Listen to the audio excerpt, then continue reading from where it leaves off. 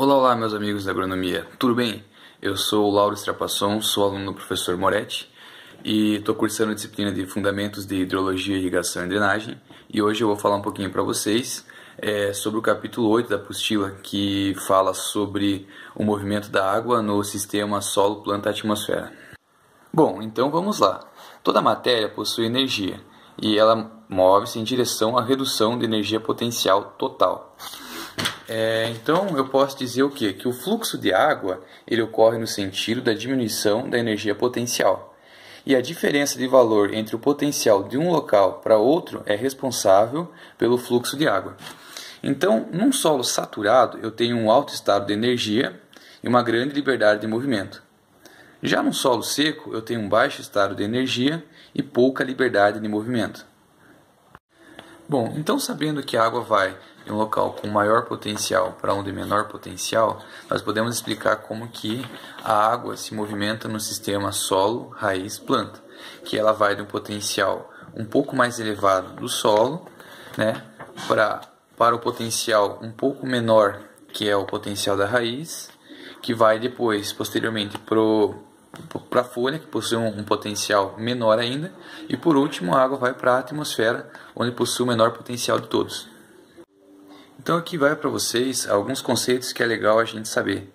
Que, por exemplo, o fluxo internamente da água no solo, a gente chama de fluxo de água no solo. Isso é fácil. Do solo para a planta, a gente chama de absorção, né?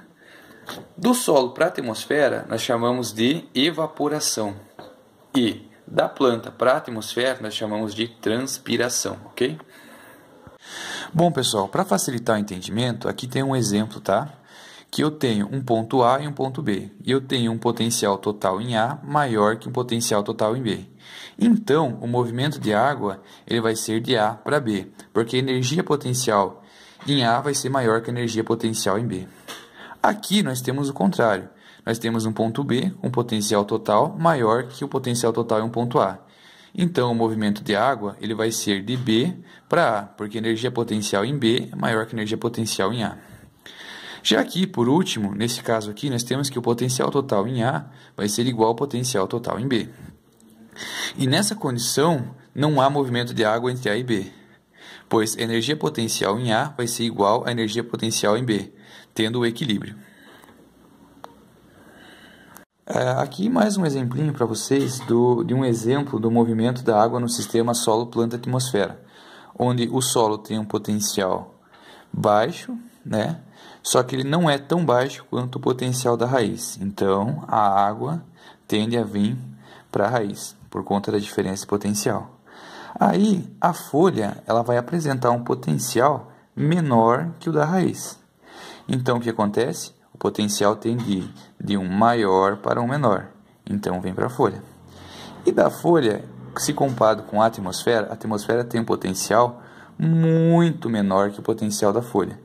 Então, novamente, a água tende a ir da folha para a atmosfera. Bom, pessoal, aqui um último exemplo do movimento da água no sistema solo-planta-atmosfera, que a gente faz a representação dele aqui nesse caso como se fosse um sistema elétrico, onde o solo é representado por um resistor variável.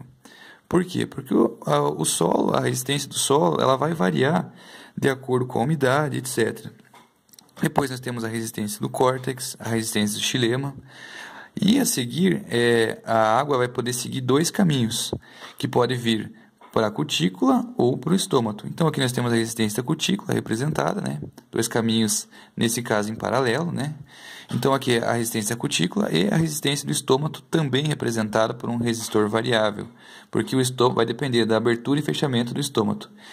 E aqui, por último, aqui em cima, a resistência da atmosfera, que também é uma resistência representada por um resistor variável, porque vai variar de acordo com o vento, com o número de horas de sol e etc. Espero que tenham gostado da sacada de hoje. Até mais. Tchau, tchau.